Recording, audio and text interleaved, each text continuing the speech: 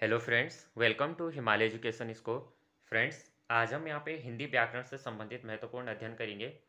Friends, आज का जो लेक्चर है वो वर्ण विचार से संबंधित लेक्चर है।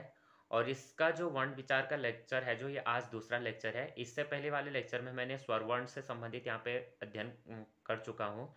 और यहाँ पे जो पहला वाला जो अध्ययन था वो था स्वर वर्ण से संबंधित। यानी जो वर्ण विचार है, वर्ण विचार में हम ध्वनि से संबंधित अध्ययन करते हैं। और जो हमारी ध्वनियाँ होती है वो ये हमारे अक्षर होते हैं।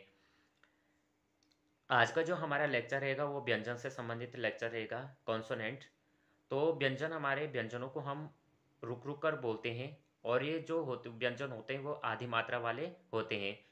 व्यंजनों को हम बिना स्वर का इनका उच्चारण करना असंभव है। बिना स्वर का हम व्यंजनों को उच्चारण नहीं कर सकते हैं। अब जो व्यंजन है, व्यंजनों को हमने 3 भागों में बांटा है। तो वो है हमारे स्पर्श व्यंजन, अंतःस्थ व्यंजन और ऊष्म व्यंजन। अब जो हमारे स्पर्श व्यंजन है वो हमारे कंठ, तालु, मूर्धा, दंत, ओष्ठ और इनसे स्पर्श होके बोले जाते हैं। स्पर्श व्यंजन कोई, यानी जो स्पर्श व्यंजन है ये 25 होते हैं।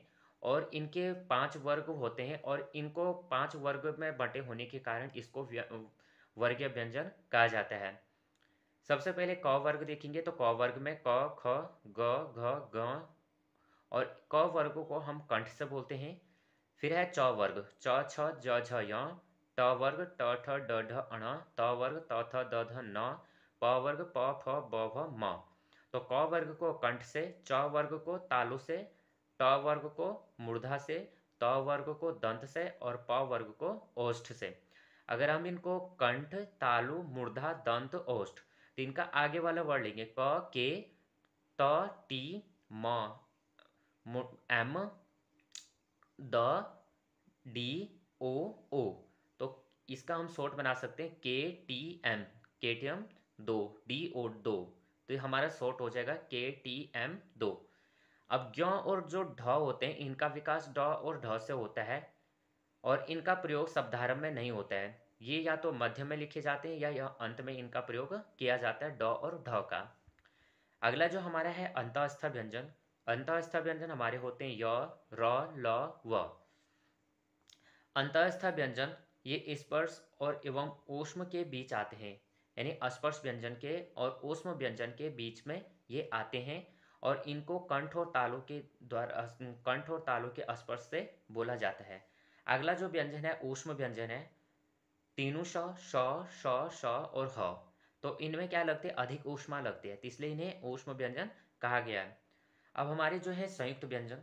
तो संयुक्त व्यंजन दो व्यंजनों के मेल से होते हैं। यानी संयुक्त यानी जहाँ पे मेल होना, मिलना। तो दो व्यंजनों के मेल से क्या बनता है, संयुक्त व्यंजन बनता है। और संयुक्त व्यंजनों की जो संख्या होती है वो 4 होती है। यहाँ पे देखेंगे क प्लस श, तो क्या बना, अक्ष।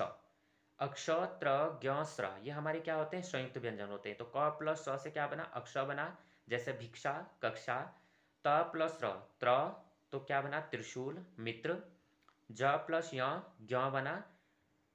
श प्लस र, श्र, तो श्र को हम श्रीमान, श्रम, इन शब्दों से हम क्या कर सकते हैं, बोधित करते हैं। तो यहाँ पे हम देखेंगे संयुक्त व्यंजन, हमने देख लिया कि हमारे संयुक्त व्यंजन कितने होते हैं, 4 होते हैं। अक्ष, त्र, ज्ञ। ऊष्म व्यंजन भी हमारे 4 होते हैं, श, श, श और ह। और अंतःस्थ व्यंजन भी हमारे 4 होते हैं। अब आगे देखेंगे कि उच्चारण में वायु प्रक्षेप की दृष्टि से वर्णों को के 2 प्रकार हैं। तो एक है अल्प प्राण और दूसरा है महाप्राण। अल्प प्राण उच्चारण में वायु की सामान्य मात्रा और हकार जैसी ध्वनि बहुत ही कम होती है। और जो सभी स्वर वर्णों के प्रथम, तृतीय और पंचम वर्ण अनुस्वार और अंतस्थ व्यंजन आते हैं, तो वही हमारे क्या होते हैं, अल्प प्राण होते हैं। अल्प प्राणों की जो संख्या होती है 11 प्लस 15 प्लस 1 और 4, टोटल जो होते हैं 31 होती है। और जो हमारा दूसरा है महाप्राण, तो महाप्राण होते हैं उच्चारण में वायु की पर्याप्त मात्रा जिसके कारण हकार ध्वनि स्पष्ट होती है। तो सभी वर्गों के द्वितीय और चतुर्थ व्यंजन, सभी वर्गों के जो हमारे 5 वर्ग हैं व्यंजन वर्ग में, तो उनके सभी वर्गों के द्वितीय और चतुर्थ व्यंजन और बीस्म, विसर्ग और ऊष्म व्यंजन आते हैं। इनकी जो कुल संख्या होती है वो 15 होती है। अब यहाँ पे हम अघोष और अब हमारे जो होते हैं अघोष वर्ण, या हम यहाँ पे क्या कर सकते हैं, अल्प प्राण महाप्राण को किस तरह से यहाँ पे डिफाइन किया गया है, और इसी के अंतर्गत हम अघोष और सघोष को भी यहाँ पे डिफाइन करेंगे। तो जो हमारी ये व्यंजन वर्ग के व्यंजन वर्ग है, व्यंजन वर्णों को हमने इस तरह से 5 वर्गों में बांटा है। तो सबसे पहले इनको 5 वर्गों में, और हर एक वर्ग में कितने आते हैं, 5 अक्षर आते हैं, क ख ग घ ग। तो जो हमारे क्या होते हैं, पहला यानी पहला वर्ग होता है क क्या है, अल्प प्राण है, और इसको हम अल्प प्राण, इस तरह से हम एक टेबल बना के फिर लिख सकते हैं अल्प प्राण महाप्राण, अल्प प्राण महाप्राण और अल्प प्राण। यानी पहला, तीसरा और जो हमारा पांचवा है, ये हमारे क्या होते हैं, पहला तीसरा और पांचवा हमारे अल्प प्राण होते हैं, और दूसरा वर्ग और चौथा वर्ग हमारे क्या होते हैं, महाप्राण होते हैं। अब इसी तरह से हम अघोष वर्ण और सघोष वर्ण देखेंगे। तो अघोष वर्ण कौन कौन से, वर्ग के पहले और दूसरे वर्ग, वर्ग के पहले और दूसरे वर्ग, जैसे क ख च छ ट ठ त थ प फ, ये हमारे अघोष वर्ण है।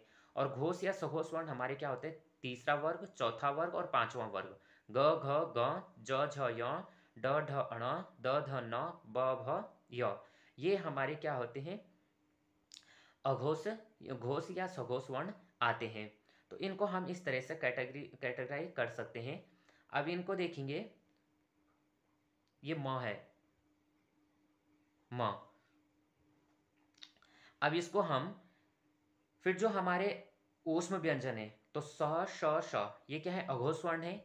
और अल्प प्राण और अनुस्वार अंतस्थ, यानी अल्प प्राण और कौन से होते हैं, अनुस्वार और अंतस्थ भी हमारे अल्प प्राण होते हैं। अंतस्थ और ह सघोष वर्ण होते हैं, अंतस्थ और ह क्या होते हैं, सघोष वर्ण भी होते हैं। महाप्राण कौन कौन से होते हैं, तो महाप्राण विसर्ग और ऊष्म व्यंजन महाप्राण के अंतर्गत आते हैं। जो भी हमारे विसर्ग वाले शब्द होते हैं और ऊष्म व्यंजन वाले शब्द होते हैं, हमारे महाप्राण व्यंजन के अंतर्गत आते हैं।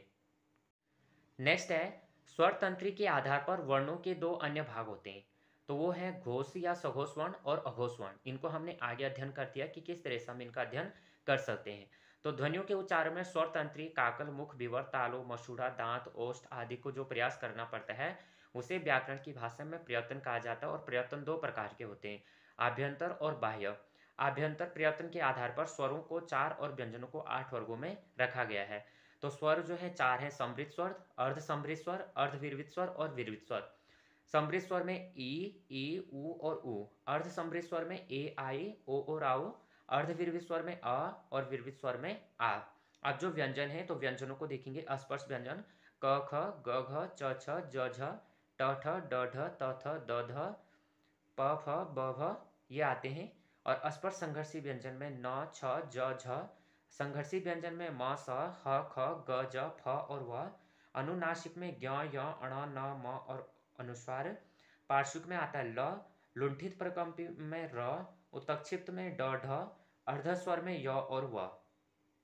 नेक्स्ट देखेंगे कि उच्चारण स्थान की दृष्टि से वर्णों को निम्नलिखित भागों में बांटा गया है। तो उच्चारण स्थान की दृष्टि से देखेंगे कि कंठ वर्ण, ये जो कंठ वर्ण है वो है अ आ क वर्ग विसर्ग और ह। तालव्य वर्ण है ई च वर्ग य और श। मूर्धन्य वर्ण है री ट वर्ग र और श। दंत्य वर्ण है त वर्ग और श। वत्स्य वर्ण है ल। औष्ठ वर्ण है उ ओ प वर्ग। कंठ तालव्य वर्ण है ए और आई। कंठोष्ठ वर्ण है ओ और आओ। दंतोष्ठ वर्ण है व। नासिक वर्ण है पंचमाक्षर और अनुस्वार। अलजीव वर्ण है क ख ग ज फ।